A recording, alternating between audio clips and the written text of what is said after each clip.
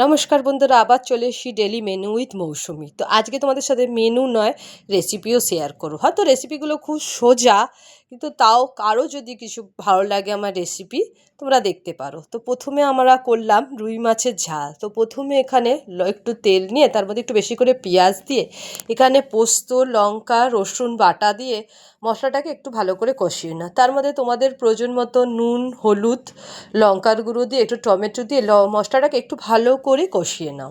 মশলাটা কষিয়ে গেলে হালকা পরিমাণে জল দাও, খুব বেশি জল দরকার হয় না মাছের ঝালের ক্ষেত্রে। দিয়ে মাছগুলো দিয়ে ফুটিয়ে নিলে রেডি হয়ে যাবে মাছের ঝাল। তো এখানে আমরা বলে না বাঙালি কিছুই ছাড়ে না, তো এখানে আমরা করছি লাউয়ের চোকলা বাটা। লাউয়ের চোকলাকে রসুন দিয়ে লঙ্কা দিয়ে একটু সিদ্ধ করে মিক্সিতে পিসাই করে কালো জিরে দিয়ে একটু ভালো করে একদম কষিয়ে রেডি করে নিলে হয়ে যাবে লাউয়ের চোকলা বাটা। আর একটা রেসিপি হচ্ছে লাউ।